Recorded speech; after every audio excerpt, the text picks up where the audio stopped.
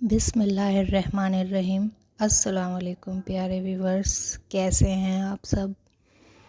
आज हम सुनने जा रहे हैं हज़रत इब्राहीम अलैहिस्सलाम का बादशाह को इस्लाम की दावत और उनका मुनाजरा और आग का ठंडा हो जाना।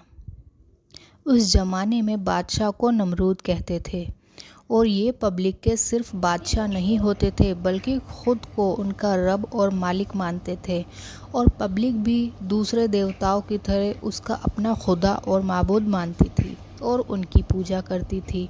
नमरूद को जब यह मालूम हुआ तो आप ही से बाहर हो गया और सोचने लगा कि उसकी अगर यही हरकतें रही तो वो मेरे बादशाह होने और रब होने पर भी सब लोगों को मेरे ख़िलाफ़ कर देगा, और इस तरह बाप दादा के मजहब के साथ साथ मेरी यह हुकूमत भी गिर जाएगी। इसलिए इस किस्से का शुरू ही में ख़त्म कर देना बेहतर है। यह सोचकर उसने हुक्म दिया कि इब्राहिम को हमारे दरबार में हाजिर करें। फिर इब्राहिम को दरबार में लाया गया। नमरूद ने पूछा कि मुझको रब मानने से तुझे क्या इनकार है। इब्राहिम अलैहिस्सलाम ने कहा कि मैं एक अल्लाह को मानने वाला हूँ, उसके अलावा किसी को उसका शरीक नहीं मानता। सारी कायनात और तमाम आलम उसी की मखलूक है और वही इन सब का पैदा करने वाला मालिक है। तू भी हमारी तरह एक इंसान है, फिर तू रब या खुदा कैसे हो सकता है, और किस तरह ये गूंगे बहरे लकड़ी के ये बुत खुदा हो सकते हैं। मैं सही राह पर हूँ और तुम गलत राह पर हो। नमरूद ने इब्राहिम अलैहिस्सलाम से मालूम किया कि अगर मेरे अलावा तेरा कोई रब है तो उसकी ऐसी खूबी बयान कर कि जिसकी कुदरत मुझ में ना हो।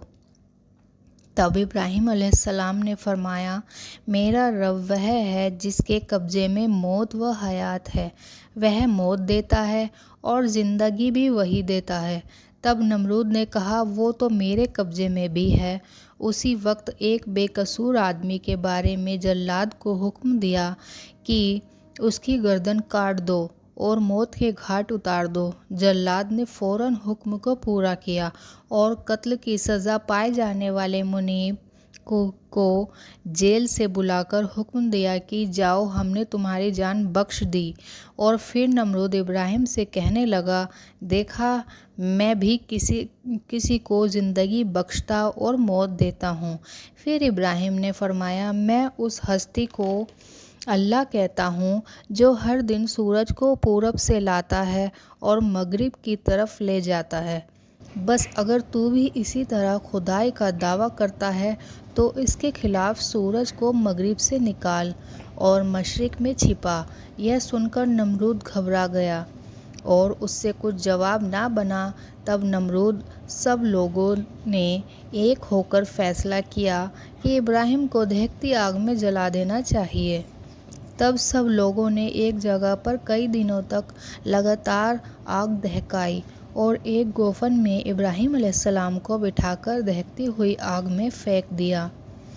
तब उसी वक्त अल्लाह ने आग को हुक्म दिया कि वह इब्राहिम अलैहिस्सलाम पर अपने जलाने का असर ना करे और ठंडी हो जाए। आग उसी वक्त ठंडी हो गई और दुश्मन उनको कुछ भी किस्म का कोई नुकसान नहीं पहुंचा सके। यह सब कुछ देखने के बाद ये लोग ईमान नहीं लाए। इब्राहिम अलैहिस्सलाम की बीवी और बिरादर ज़ादा हज़रत लूत अलैहिस्सलाम के अलावा कोई एक इंसान भी ईमान नहीं लाया।